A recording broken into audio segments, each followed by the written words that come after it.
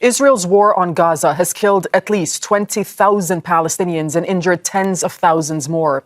American and European allies have called for the protection of civilians while simultaneously arming the military bombardment of one of the most densely populated areas in the world.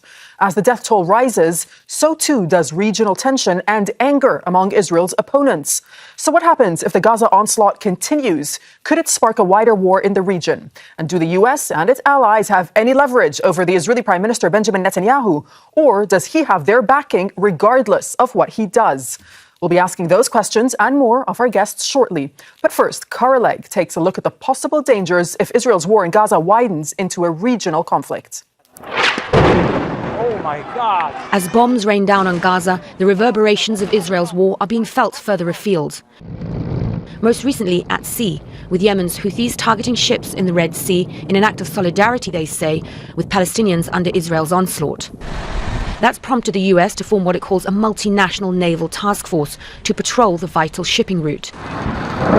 Within the first weeks of its war on Gaza, Israeli officials say they were preparing for a possible expansion on multiple fronts. Hamas called on regional affiliates for support following its October the 7th attacks, which killed more than 1,100 Israelis. Airports in Syria were bombed by Israel, it says, to thwart potential Iranian mobilization efforts there. And in neighboring Iraq, the only Arab country in the Middle East that's passed legislation banning normalization with Israel, armed groups, many backed by Iran, pledged their support for Hamas, launching attacks on US bases and threatening to go further if Israel continued its war. Not just on Gaza, but also in southern Lebanon. Cross-border attacks and exchanges of fire between Israeli forces and Iran-backed Hezbollah fighters have increased in recent months. Iran has sought to distance itself from accusations it's playing a direct role in the Hamas offensive against Israel, but it has warned of regional ramifications if Israel continues its military campaign in Gaza. Members of the Gulf Cooperation Council have presented more of a united front as the months of war drag on, pushing for a ceasefire and humanitarian aid access through diplomatic means. Qatar and Egypt, mediators with channels to both Israel and Hamas, secured a captive exchange deal and brief pause in the fighting.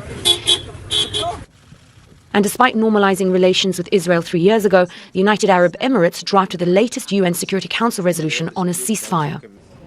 Regional power Saudi Arabia has reportedly put its normalization talks with Israel on hold as it joined calls for a lasting truce in Gaza. Calls that as of now have fallen on deaf ears as the sound of bombs continue to resonate across Gaza. Cara Legg, Al Jazeera for Inside Story.